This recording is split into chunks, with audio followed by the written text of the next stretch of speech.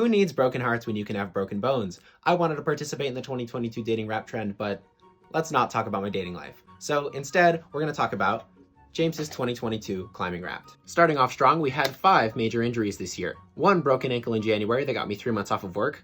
Didn't stop climbing. 2 major pulley strains, still didn't stop climbing.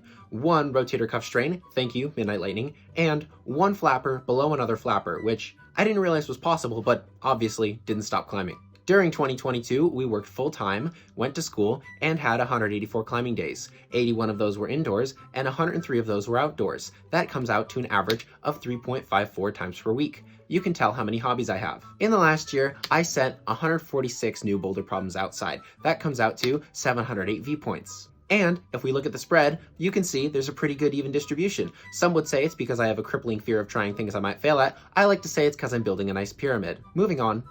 If we look at our hardest climbs, I did 16 V8s, 7 V9s, 3 V10s, and 2 V11s while completely and utterly failing to raise my flash grade at all. Now for rope climbs, you can tell I really like bouldering. Moving on. 20 of those were sport climbs, 2 of those were trad climbs, and 1 of them was a free solo. Shout out Zach, that was fun. You can definitely tell I was in projecting mode this summer because half the climbs are my hardest at 512 and 513.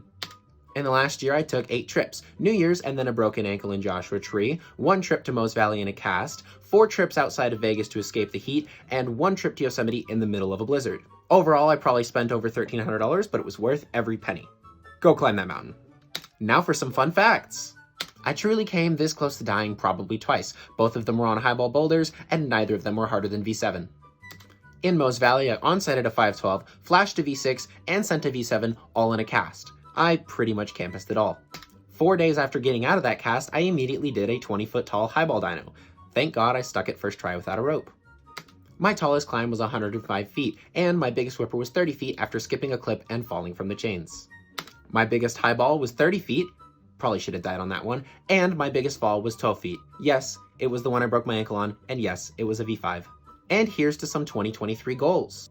Sending V12, starting to feel kind of possible, and sending 513B. Let's just keep inching that sport grade up, why don't we?